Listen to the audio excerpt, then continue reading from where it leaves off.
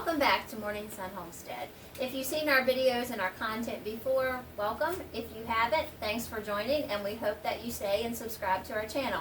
Today we're going to do something that can be used for humans or also for our plants. We have all these eggshells, and I know anyone that cooks at home a lot is going to have a lot of eggshells, so this might be something that you're interested in. We're going to take these eggshells and wash them out. We're going to dry them, and we're going to bake them in the oven. We're going to grind them and rebake, and then that is going to be good for a calcium supplement for a human being, or what we use ours for is tomatoes. When we plant our tomatoes, we're going to put this in the bottom of our hole that we plant our tomatoes in, or we can also do a water solvent where we can put it in water, stir, and it's going to dissolve. We can pour it on top of our tomato plants if that's what we want to do. However we choose to use it, this is going to help us with the root blossom end, the blossom end rot that will happen on your tomatoes. That's usually due to a deficiency of calcium and magnesium. So the first thing we're going to do is wash all of our eggshells up.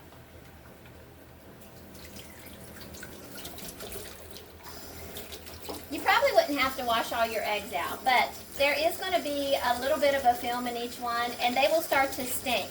If you only use a few eggs a day and you want to keep these shells, I just wash, lay them on my towel, let them dry, and then I like to put them in the refrigerator until I'm ready to be able to bake, because I want a whole tray when I bake. I don't want to just bake a half a tray.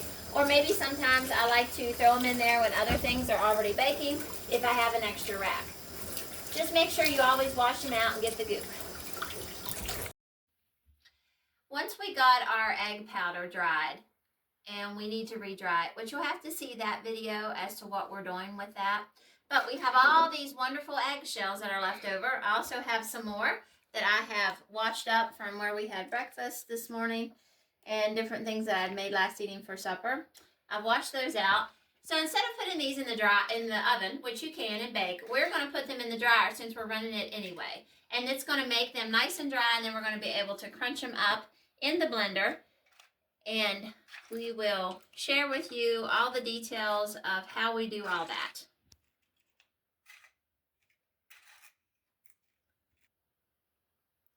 Our egg powder is on top. Our eggshells are on the bottom. We're going to start this at 165 because that's what the powder needs to dry at.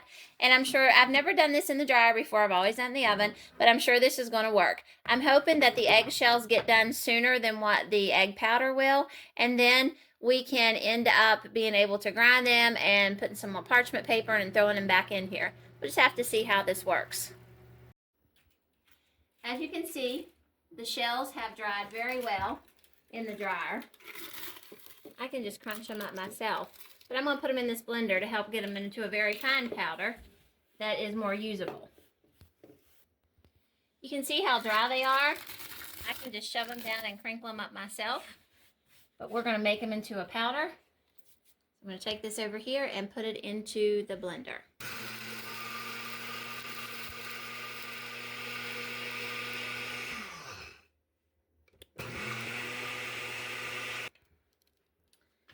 You can see how fine. There is a few larger pieces. If we were going to be using this for a human supplement, that would need to be ground up. But since we're going to be using this for our tomatoes, we won't worry about it. Look how fine it made that.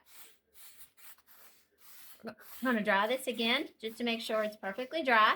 We don't want any mold to settle in or for it to start going bad in our jar until we start planting our tomato plants. What we're going to do is, as we plant our tomatoes and we make the little trough, the little hole for them to be put into, we're going to put a tablespoon of this in the hole with the root of the tomato plant. That's going to help it not get the rotten end blight that is so common among plants, because the thing that happens, that the most prone that causes that, is a lack of calcium and magnesium. So we're going to use these eggs.